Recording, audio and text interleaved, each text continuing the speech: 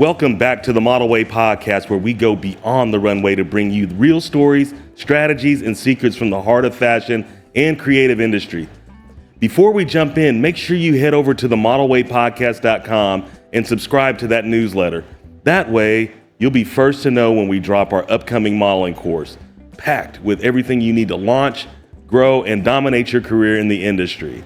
And if you've been rocking with us, you know we're a top 5 podcast on Apple in fashion and beauty and the #1 modeling podcast on Spotify because of this community is of nothing short of legendary. Trust me, today's guest is about to take things to another level. Let's get to it.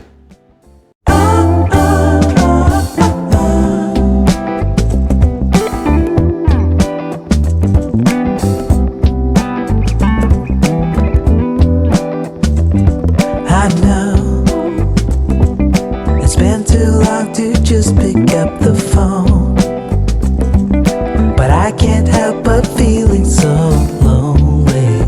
Yeah. On a Friday night. Yeah. So and so, things move on just like they did before. But sometimes I still miss the touch of your hands. I can't get you out of my head. Yeah, you're on my mind. Yeah, you're on my mind tonight. All right, we are back, and I'm excited today's conversation. Joining us is a woman who embodies beauty, brains, and bold moves. Kynedi Chrystine is a model and a multi-dimensional entrepreneur blending beauty, business, and purpose. As the founder of the Whealth Connect, she leads ventures in real estate, wellness travel, and wealth-focused digital marketing. Her mission? To inspire others to embody confidence, move with intention, and create a life rich of health, freedom, and abundance. This is going to be one of those episodes that fills your notebook and your soul.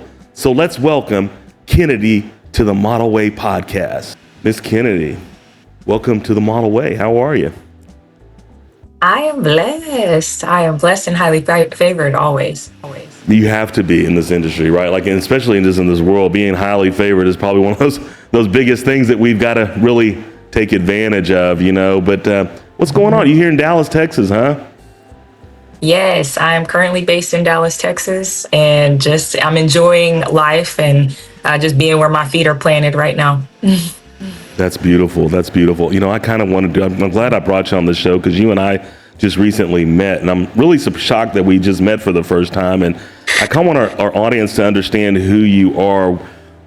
What got you into this business, the way you're in the business, especially the modeling business? What got you into this thing? When I was younger, and I'm talking like 5, maybe younger than that, I just remember, I was always posing around the house or something. And this is before America's Next Top Model came out, but I was just my own little diva. And I just remember being tall and all of that. So I just had a family who would support me and say, you should model. And I was like, I grew up, kind of was a tomboy, played sports and everything like that. So I said, that's actually more important, my education. That was my values. And I said, if the opportunity presents itself and it doesn't take me away from, getting my education, then, I'll try it out. So after college, or actually during college, I was a part of a group, and it's escaping me right now what the name was called. But I was a part of a group, and we would just bridge the fashion industry with anybody that wanted to model. And I just so happened to be one of those that wanted to model. And I worked gigs like that, collaborated with some of our creatives on the campus. And yeah, I did actually my first creative shoot my junior year of college. That's cool, because I wanted to take it back a little bit, because when you were a kid, you were always posing around the house, right? So when you started posing around the house, as you grew into that and taking on that role as a little kid, you're kind of pretending like you're a fashion model before even America's Next Top Model come out, right? But you always did you have people that would actually come to you, man, Kynedi, you need to really try to do this thing. Did Did that ever occur during your childhood or your middle school years or your high school years even? So what's interesting is it wasn't really modeling, it was music. So I would participate in the talent shows, and it was really cool that I had participated in those talent shows, because I knew I could sing because my family told me I could sing, right? But your dad tells you could sing, your mom tells you you could sing, they're not going to crush your dreams. But when I did my first talent show, it was, I want to say in 6th grade, I did a solo and then I did a group. And actually it was 5th grade, but 6th grade I did a solo and I did a group, and somehow we took both 1st and 2nd place. And that's when I had individuals coming up to me like, hey, do you make music for real? Honestly, I was more in that industry before I even began modeling, like professionally. Just kind of singing and stuff and just kind of getting through the deal. I mean, I don't know if the audience knows, but you're pretty tall. I mean, tell us how tall you are. 5'11". My God. And so when did you just kind of find, for those younger models that are out there, there's some models out there that are in this business and they're looking at it like, I'm not tall enough. And, they may be a teenager or a preteen or 13, 12-year-old. And they're like, my goodness gracious, I'm 5'7", but did you notice that you had a spike in growth, or did you have a growth sprout in somewhere in between there to where you just shot up and all of a sudden you were 5'11", or were you just tall coming out of the womb? Hey, look, I was always tall now. Look, I was always skin and bones, and it's funny, I don't remember the growth spurt, but I do remember, you go away from your hometown, which I'm from Chicago, and then you go away maybe a couple of years, and then you come back, and of course people are looking at you strange. And I just thought that this was the every family cookout, every grandma, every aunt always says, like, I remember you were this big. So for me, I just thought they were saying that to everybody. But then I started surpassing all my cousins, and I was like, okay, I'm pretty tall even for my family. So. No, Yeah. they do that. It's funny, like you're going to a cookout and all your aunties and your cousins and stuff. Man, where's little Shay Shay over here, And then she's over there and she's running around kicking a ball, and all of a sudden, she pops up, and then auntie says, "Girl, you should be modeling." Like it's crazy because it's like, my gosh. And then I'm assuming, like when you were in high school, did you get bullied at all because of your height or anything, like growing up? Okay, you hitting a sore spot. I'm just kidding. No, seriously, this is real. Like we talk real. Like we kind of talked about this, but I'm real. Like it goes real. But I mean, you got bullied, didn't you? Yeah, so I'm not gonna say bullied. I don't know maybe I just don't know the term. My feelings did get hurt though. And it was really more so about, okay, bet, then let's not deny it. I was an athlete, remember? Like that was more so my focus. That was kind of my ticket to get into college, right? And so not only am I tall, but I'm athletic and I'm pretty good too. So you would think that it might be the young ladies that get bullied by. No, it was the guys. They would always be like, okay, Ginormica. That was the weirdest name I had ever got. And they would call me one person because, your feet get bigger before you get taller. So I think they tried to call me Sasquatch one time. And I was like, that's crazy. My nickname was actually, which I kind of liked this as I grew older, was Avatar. I love that. It's on my Letterman, actually. Mm-hmm. No, that's really cool. It's funny. A lot of people get spotted on stuff like issues like that, but I'm real like that because bullying is a real thing. Like people get bullied, and for that person that's out there that's going that, they need to hear this from you. Like I'm not the only one that's happened to, and you get past it, right? Because now it becomes a part of your life where it's like, okay, you said Avatar, like people started calling you Avatar. Well, to me, like when somebody calls you that means you look unique. Like it's going to give you a unique look that's going to stand you above the crowd. And that's what the point that makes it on there. So like you said Avatar, I'm like, man, that's like being called Funny Face. So there's a movie called Funny Face if you ever watch it. It's got, it's with Fred Astaire and Audrey Hepburn, right? And Audrey Hepburn was like, okay, she became this funny face, and they called it Funny Face because she had a cool looking face, and that's what they did, right? But anyways, that's cool. I mean, you got through the bullying, And all of a sudden you were like looking into being this model. And what happened after all this, after they started seeing all this? Are you saying like after I started modeling professionally? Yeah. So like when they didn't, once you got through all the bullying, were they harassing you after the fact, after you got signed and all this other stuff where you're at right now, which we're going to get to? What's really interesting is that I haven't really gone back and integrated with the place that I grew up in, which was Saginaw, Fort Worth. There's a few people that I'll see every once in a while, and it's so interesting to meet them again. Like I always say that, like I might know of you, but I knew of a past version of you, just like they knew a past version of me. And so when we do see each other again, it's so interesting to be remembered as what I once was.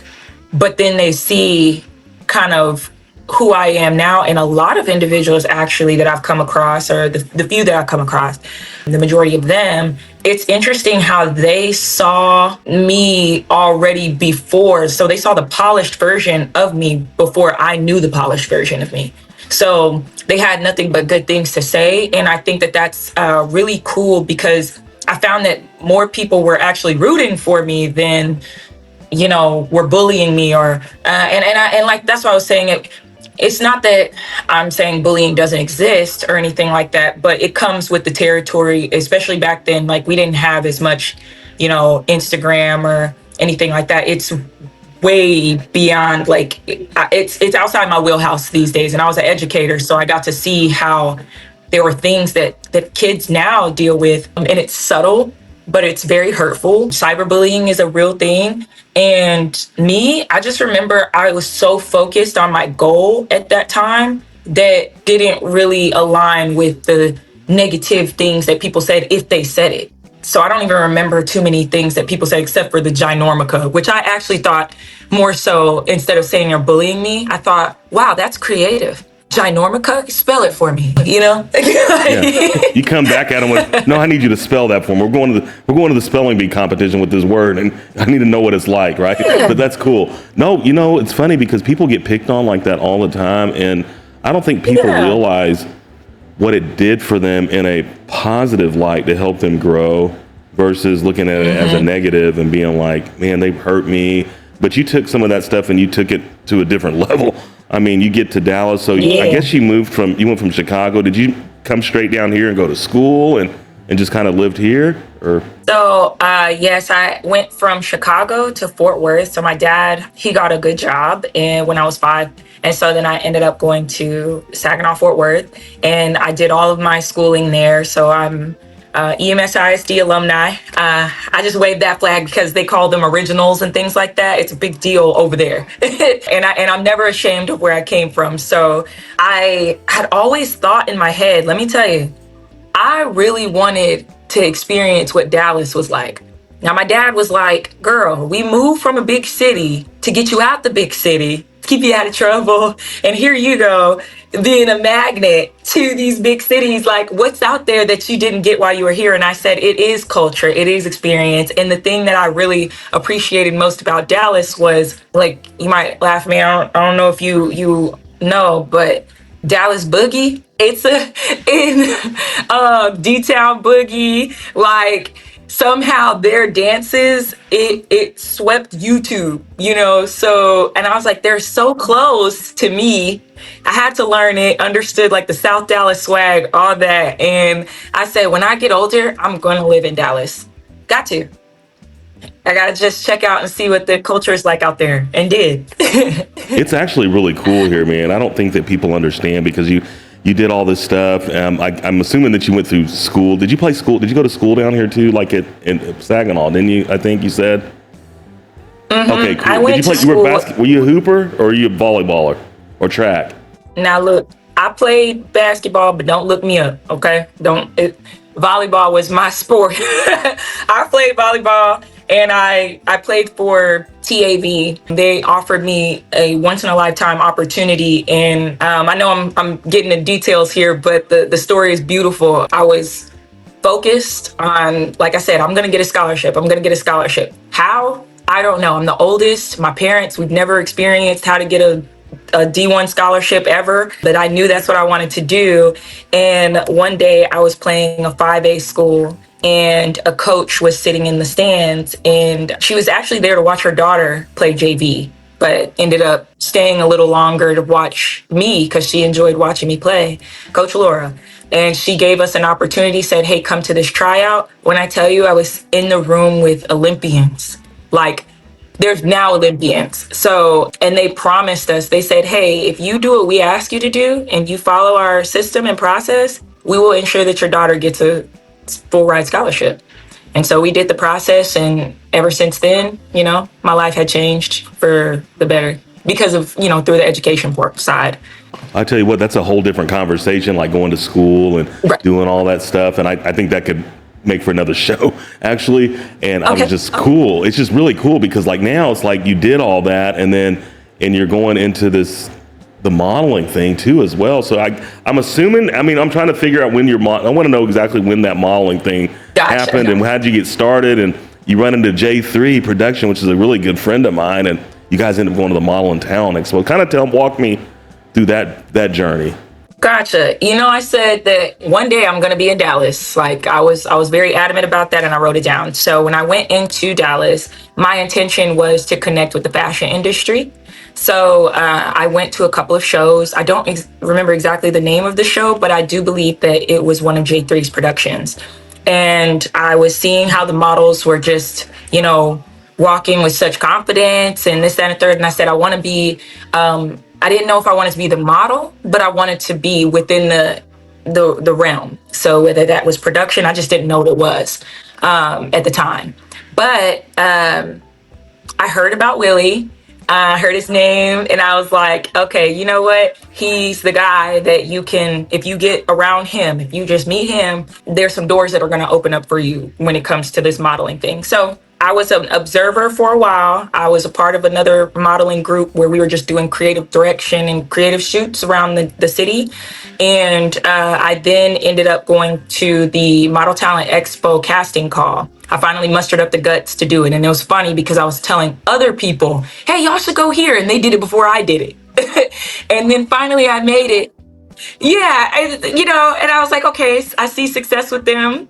And come November 2021, I participated in Model Talent Expo, went through J3's workshops and everything, got in front of so many, just like, I think it was about 300 plus models in there. I took that so seriously too, by the way. Like, I remember he said, as you can hear me, like I'm a strategist. If you tell me the strategy to win, I'm going to apply that strategy from start to finish. So he said, just do everything that I tell you as far as workshop is concerned. And I can't guarantee you any signings or any bookings or anything like that. But I can guarantee you is that like you will be seen. I was seen so much at the Model Talent Expo. I ended up receiving Model of the Year award. And I got tons of callbacks, which was really cool. And got to talk to all these cool, you know, agents and just see how that industry works on the back end. And so, yeah, I'm I guess, alumni also of Model Talent Expo. That you are. Shout out to Mike Beatty. Yeah. Mike Beatty. Yes. You know, they sold the company, right? So they ended up getting bought out by somebody else. So it went to Novell, and now it's the Dallas Model and Talent Expo. And I tell you what, it's always been good, but it's gotten better. Like, it's just so good. But I mean, you got that opportunity to get in front of those agencies, and I don't think that people understand that the industry is really big as it is. You know, they don't understand the opportunities that are available for them. Like, there's a lot of opportunities, but you have to put the work in. And it sounds like you put the work in. And you know, I guess you go to the Model and Talent Expo, and you got all these callbacks. Is this where you got signed by your current agency that you're with in New York City, or did you just have to wait a couple years or a year later or whatever? What happened with that signing? Because I'm assuming you're with Wilhelmina. I didn't tell everybody, but you're with Wilhelmina Models out of New York City, correct? I am. So I met Wilhelmina at Model Talent Expo, and my memory, it's coming back to me. But I know that Wilhelmina was one of my callbacks, I do believe. So I was told by a friend of mine, I met him that day too, by the way, and he was a part of J3 prior to me, and he said, you need to go and visit them first. When it comes to clean beauty that actually performs, Ilia is the go-to for models, makeup artists, and pros who know what real skin needs. Lightweight, skin-loving, and built to shine under pressure. It's beauty with purpose. And if I'm saying it, you already know. It's runway ready. Ilia Beauty, for faces that show up and show out. Mind you, I've heard of Wilhelmina before, but I don't know who's the top on the list and this, that, and third. But he said, go check them out and have a conversation with them. So I ended up having a conversation with their representative. I did not get signed right then and there, but they said that they enjoyed my presence. They liked me, but you could just tell, like, it wasn't, there was no it factor yet. They just knew it's something about her. But I did sign with the Klutz agency in Dallas shortly after the Model Talent Expo. Yeah, so, you know, shout out to Willie just for setting that up to make sure that, you know what I mean, we followed up and did everything that was necessary. So, and I'm so grateful for Klutz. They were my first agency that I signed with. But then really the cool part was I came back. I was very inquisitive about Model Talent Expo. Like, again, I love the industry. I love the art that comes with bringing a concept to life, production, all of it. So I kind of shot my shot with the Model Talent Expo staff, and I was like, hey, can I work?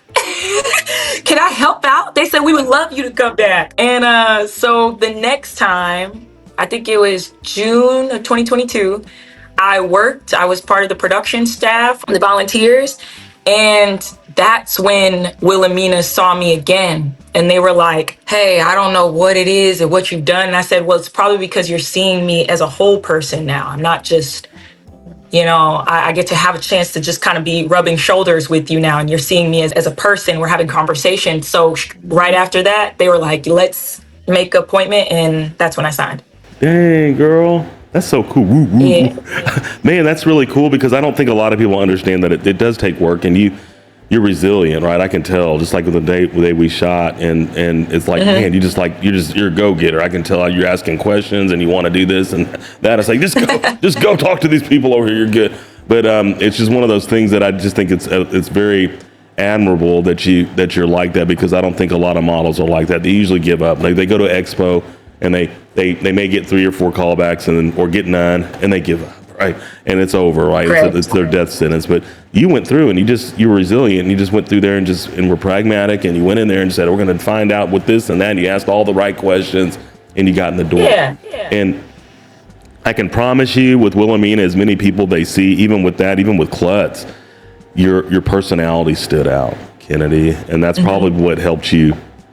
Aside from being really pretty and tall and all that good stuff that you got, those are basic factors, but your personality is what comes out, and you're able to let that shine in front of people, which is absolutely phenomenal. And I just love that. But I wanted to ask, I know what I was going to say. Okay, so you and I shot this last week, and we went up there. It was a quick shoot. It wasn't even anything really planned. I mean, it was planned, but it wasn't planned, right? We didn't schedule it out and had everything piece by piece. But you work a lot with House of Armadeus, right?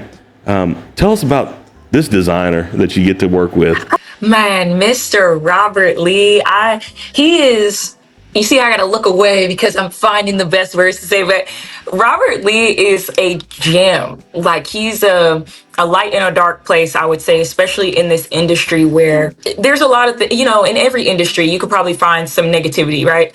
But he is doing his absolute best on the character side. So I'll speak to his character first, to showcase that real people are behind the scenes of these designs, or real people are models, real people are photographers and, show hosts.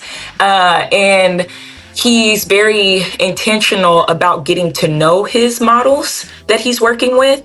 And I do remember when I first started in modeling, I did work with him a couple of times before I went through the Model Talent Expo, right? He was the first, and just to speak again to him, he was the first designer to pay me. Like, just let me know that I was a worthy individual of time, like, you know what I'm saying? And so I've always just kind of had a loyalty towards him, and more so not just to him but to his character. And so since then I was constantly, you know, checking in on him as a person, like I said. And he one day started calling me the face of his brand. And it was never a real like conversation. I just was like, okay, what does the face of a brand do? Like, he's like, just be yourself. And I was like, all right, I could do that. So I started working with him. I think it was 2021. If it's not 2020, no, it was 2021. And we had turned into like this massive group. Like, there was probably like 40 models that were working with Robert. And he had fits for all 40 of those models, probably like 3 or 4 fits actually. So he's a madman on that sewing machine. It's crazy. No, he is a gem. And his character, you talked about character, and I think that's huge in this business, and the loyalty that comes with it. It's just there's not many people in this world like that. And I think that you guys made a really great connection. And just to watch all of us work together, and the way he kind of gravitated towards you, and you are the face of his brand. Like, he made that very clear to me. Like, she's the boss, right? Like, he wasn't the boss, but she said that this is the brand of my product. She runs it, she shows it, and it's very, very clear to that, especially when we're shooting, right? Like, so that is really amazing. I want to know how just being with him has shaped you as a model. I mean, what has that done for you? Man, that's a great question. He teaches me to, one, be grateful, like attitude of gratitude. I hear that often too, but I will say that he was very intentional about leading with that. So during the time frames where it seems like the doors are not opening, he was one of those that I can have a conversation with and say, like, it's okay to feel down, but make sure that you are giving thanks to the Most High. Like, he's also a man of faith. So very much so leading by example, and every Sunday and working with the church and things of that nature, it kind of like rubs off on you to be like, I want to show up, and I want to show up 100%, not just in modeling, but in life and giving back. Another thing that is like, he taught me how to host. Like, I'm this, to some, it depends on what room I'm in. I told you I was an athlete. We don't go back into all that, right? But I've always been like kind of tomboyish and this, that, and the third, but I have a natural grace about myself. He saw the grace in me. So I'm over here trying to, and it's not something I necessarily had to try to do, but it was something to fine tune. So he would have these events and he would say, hey, Kynedi, you're helping host. And I'm just like, what do I do? Okay, just give them some food. And ever since then, I want to put on soirees, and I'm just like letting my grace show. It's almost like having a servitude, right? Like, that's really cool. Just being a servant to people, right? Like, being a host. That's kind of what we do. Like, I'm here hosting, and I'm trying to serve you, but you're answering my questions. But it's really neat, because I think that's important. And I think to me, looking at this relationship that you've had with Mr. Robert Lee over the last few years that you guys worked together, you guys have developed a really neat bond, and I think that it's kind of almost like a mentorship that he's given you, right? Like, in certain aspects, he kind of helped grow you into the fashion business a little bit, especially on that side with doing runway, and obviously taking a ton of pictures with him, and that's just been really cool. I mean, have you looked at things in a different light since you've had this role with him, and maybe you have some way that you'd like to mentor, upcoming models even? So definitely have thought about that. I took some time away from Dallas, actually. And when I came back, I did notice how quickly the industry has moved. And that's just kind of a side note. We could come back to that, but it matters because before I had left, we were doing a lot of fashion shows, showing up, and he's very much like, he doesn't necessarily say family, but he has cultivated somewhat of a standard of excellence, that aligns with my standard of excellence. It just so happened to be that my standard of excellence, it goes all ways, and it's in everything that I do, but he showed me how it can be done in the fashion industry. So to come back to your question about mentorship, I do agree.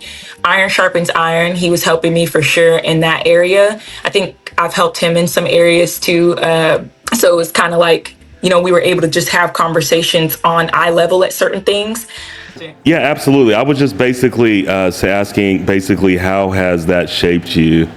It's like there's a mentorship role there that he's probably given to you in a sense, but you've taken on a lot with him. But I want to know how his mentorship to you has affected you, and has it helped you evolve in this business? Gotcha. So, leadership. When he said I'm the face of the brand, and then he also said he used to call me like a queen too. I was like, oh, this is the crown is heavy. It's heavy only because I'm like, I thought that there's so many models that are doing this and doing it full time. You know what I mean? I remember models that have kids, like, you know what I'm saying? They're doing so much because they have a true passion to this. And for me, I was like, to make me the face of a brand, and then I also have all these other business endeavors and things of that nature, it really made me say, okay, we got to step up to the plate, because these models over here, this is their livelihood. I'll be darned if even if I didn't choose this title, you know what I'm saying? But the title chose me. I'm going to show up 100%. And that means I'm going to take care of my body. Like, I'm going to make sure that I'm eating right. I'm doing my yoga and making sure that when I show up, it's nothing short of excellence. And so, as you can see, I'm quite passionate about it because, again, we had like 40 models in our group consistently. And so we're walking in and you calling me face of the brand queen. I said, in the court right here, we all are on the same type of time. Like, if they had a little issue or something like that, or something, I was like, bring it to me. They used to call me like auntie or something. I thought that was very strange. I said, it's okay. Absolutely. But we helped each other out. So we were really just getting to know each other as people. And I thought that was just, at that time in particular, we're going to come back together, but it was something that most people won't find in this industry. Right. Yeah. That's so cool, because it's just, this has been really cool, man. I know I don't have a lot of time to talk because we need to do another one. I don't know if you come back and we need to go on live, right? Live's where it's at, and you get a lot of people asking questions and stuff like that. But this has been great. Yeah. Guys, I'm almost done here, but I want you to please hit that like and subscribe button. We are number 5. Or actually the top 5. I think we're number 3 today on Apple Podcasts, guys, in the fashion and beauty department. We want you to hit that, guys. Please go to our website at www.modelwaypodcast.com. I want you to hit that subscribe button so you can get informed about the news and some of the upcoming things that we're going to be holding, guys. I got some great interviews coming up. We're going to be interviewing Manhattan Beachwear from New York City, and I've got a really amazing fashion writer from Forbes is coming on. She's a photographer and a very well-known person in this industry, guys. But we really thank you for supporting the show. If you do like it, please hit that like button, guys. I'm not going to tell you but once, but just do it, please. We love you guys. Okay, back with Miss Kynedi. I'm in here, and we are actually going through and talking about her journey and what it means to be kind of a mentor right now in the business, because she's actually a really good fashion model right now, guys. And she's currently signed with the Klutz agencies, with J3 Productions, and she's also with Wilhelmina Models out of New York, and hopefully be traveling pretty soon as well. But Miss Kynedi, we have enjoyed having you here. This has been absolutely amazing. I wanted to wrap this up and ask you to fire off a couple of questions for you that get some energy from the audience. And with our audience out here, I'm going to ask you these fun, rapid fire questions. I want you to tell me, you ready? Yeah, I'm so ready. Okay. Okay, here we go. So girl, tell me your dream runway show. You got one? No. It's rap, I mean, guys. I definitely want to. I want to go to Paris. Okay, she wants to walk for Dolce & Gabbana, guys, in Paris. You hear that? Mr. Producer, we need her. Okay, right now. Come on, Dolce. Call me. Yes, okay, here's another one. What's your go-to pre-shoot ritual? You got one? Pre-shoot ritual. Your pre-shoot ritual. What do you do before? Gotcha. I'm waking up, I'm giving thanks to the Most High. That's the first thing. I'm drinking some water. And then after that, I'm doing some yoga and some good stretches. And I'm just thanking my body for being able to move this way. And then I look at myself in the mirror and I just say how fabulous I am. And also that we are in alignment with the Most High and that we're doing this for a greater purpose than just ourselves. And then, of course, make sure my bag was packed yesterday and we on out the door. What's your, two more questions. Okay, what's your favorite city for fashion? Favorite city for fashion? Ooh, Atlanta, personally. Atlanta? Why Atlanta? Just throw something. We talked about Atlanta, kind of. Atlanta's cool. Yeah, but that's just because maybe I haven't seen a lot yet. But I love how I'm urban streetwear person. Like, it's so funny. I can rock a gown, but I love some urban streetwear, and it's something about the multidimensionalness of the culture out in Atlanta where they can really put something together that I never thought that we were going to put together. And it's also upcycling. I love to upcycle. Oh man, that's good. That's good. Okay, two more questions here. Yes. Who do you want to? Who does Kynedi want to collaborate with next? One person. I'm shooting my shot here. I know it's a rapid fire question. You know I got 2 hours for this question, don't you? I'm sorry. I'm thinking about it. I'm just kidding. I gotta make it laugh, right? No.